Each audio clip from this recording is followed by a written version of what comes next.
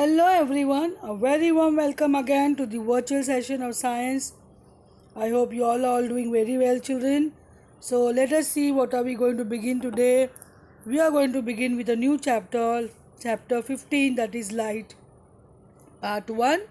And as you all know what you have to do, you have to write the topic and the date of the session in your index in the notebook, and go take a fresh page and write down the title of the topic, that is light.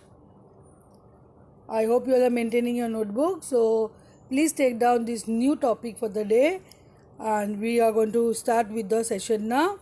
Let us begin. So what is light?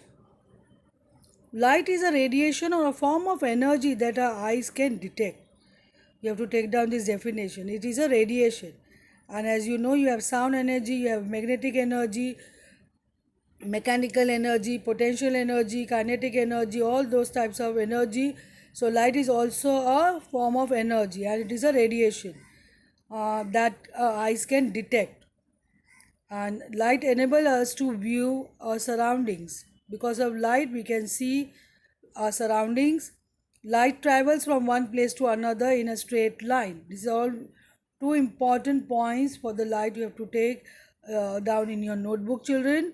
Because of the light we can perceive things, we can see objects around, we can see things around. And light travels from one place to another. It always travels in a straight line. It's a very important property of a light. It is an important characteristic of a light. Please write down in your notebook. Then you can see this, where in the just now we stated that light travel in a straight line. How do we prove it? So this is a image you can see on the screen. A person looking through a hollow tube and a candle on the other side. So light reaches the eye. So he can see, person is able to see the light of the candle.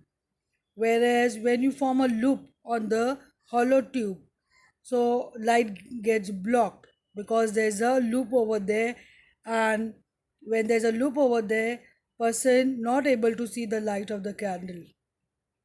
So when you have a straight tube, hollow tube, light rays can travel and it can reach to your eyes and you can see easily. And when you have a block in between, light rays will not be perceived by your eyes and you won't be able to see.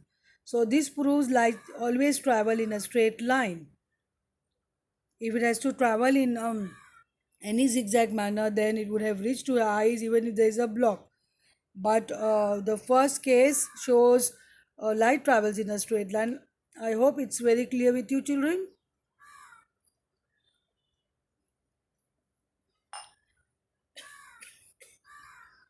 Let us see, for instance, if you look at the flame of a candle with a straight pipe, we can easily view the candle. However, if we bend the pipe, we cannot view the candle and the light coming through it because it is blocked.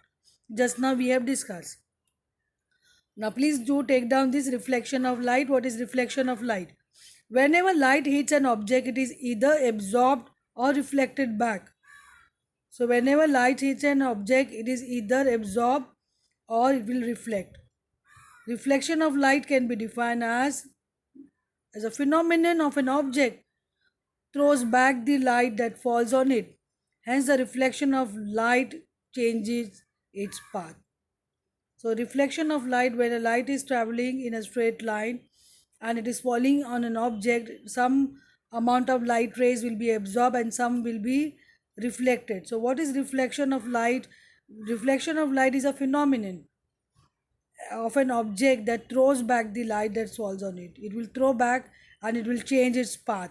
So the path of the light will be changed by an object, and reflection is actually the change of the path of the light due to the falling of the light rays on an object.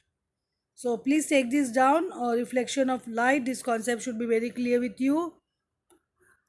A mirror is generally any shiny surface that can reflect back light. So let us see about mirror. Why we are going to learn about mirror now? Because it's a reflecting surface. Since we are learning about reflection of light, so it's a reflecting surface. So it's any shiny surface that can reflect back light is a mirror. A mirror that has a plane surface is called a plane mirror. And a mirror that is curved is either bulges in or out. So there's a bulging in and out, that is called as curved mirror. So any reflecting surface, whether it's plane or curved, it's a reflecting surface that becomes a mirror, and it can be a plane or a curved mirror. I hope you all are making points in your notebook, children. So reflection of light by plane mirror, here you can see the image, how the light rays get reflected back by a plane mirror, you can see. And what is an image? Let us see how an image is formed. Please take down what is an image. So image of a candle formed by a mirror. You can see a lighted candle kept in front of the mirror. You can see the imaged form. So how this is formed, let us see. As a mirror reflects light, an image of the object that is in front of the mirror is formed on it. So the image of an object can be defined as the impression of the object created by the light on the mirror. So please understand this concept, how the image is formed. What is the image of an object? The image of an object can be defined is the impression of the object created by the light on the mirror. It's already you understood the concept of the reflection of the light and all. You should understand the formation of the image on the mirror. So it is the impression of the object created by the light on the mirror. The distance between the image and the mirror and the object and the mirror always remains the same. So when talking about the distance between the image and the mirror, and the object and the mirror always remains the same. This is very important point, please take it down. And if we increase or decrease the distance between the object and the mirror, the distance between the image and the mirror also increase or decrease respectively. So this is how the distance of the object and the mirror will decide the distance between the image and the mirror also. And accordingly the image will be seen. If we keep it far off, you will see smaller image of the object on the mirror. If you bring it nearer, it will become bigger. So this is because of the distance between the object and the mirror. Similarly, the distance between the image and the mirror will change. Please take down all these important points under what is an image. However, the size of the image formed on the can vary with respect to the distance between the object and the mirror. Just now I told you. If the distance between the object and the mirror increases, the size of the image decrease, and vice versa. Just now I told you, an image is said to be erect if the image is formed on the same side up as that of the object.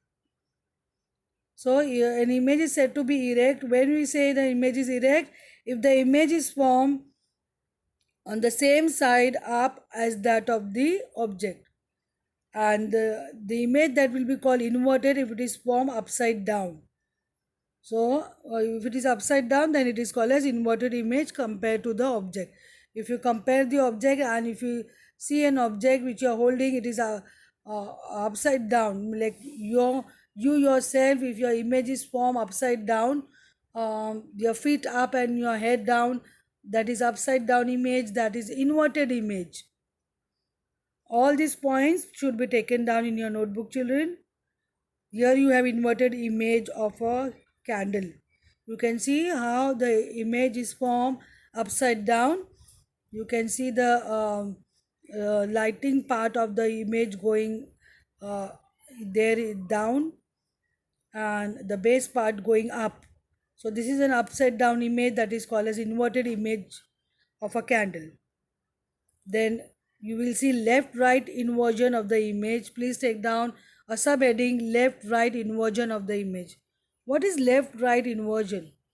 You have seen upside down, let us see left and right inversion. Here you see this person standing in front of the mirror and he is waving with his right hand, but on the image which is formed on the mirror, it is showing left hand. So this is left right inversion of the image. So when you see an image on the mirror, it is laterally inverted. That means when you show right hand, it shows left hand image. If you show left hand in front of the mirror, the image form will be right hand will show left hand and left hand will show right hand. That is a lateral inversion, and it is also called as left right inversion of the image.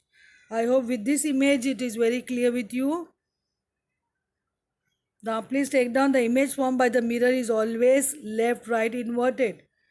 This means that the right side of the object appears as the left side of the image and the left side of the object appears as the right side of the image.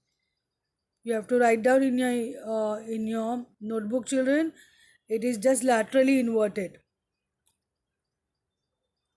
Now here you have why the word ambulance is painted on an ambulance left right inverted.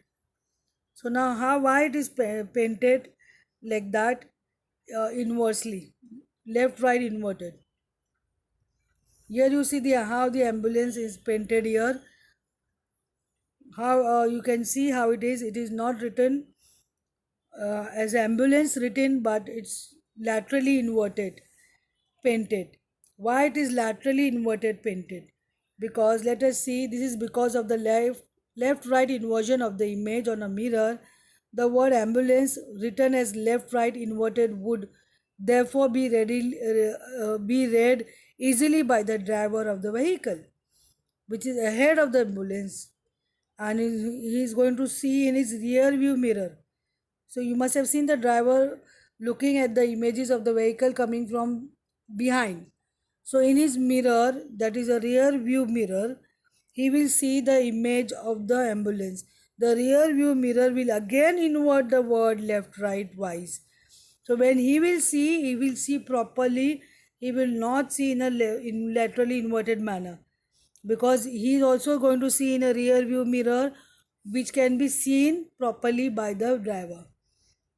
So that's why we have to paint the ambulance laterally inverted. The word ambulance is painted laterally inverted so that when the image fall on the rear view of the other vehicles, it will show a proper ambulance word to the driver. I hope this is clear, children. Thank you, children. You will have to make all the points discussed in the session. All the important points for this chapter has to go in the notebook. Thank you again and have a wonderful day.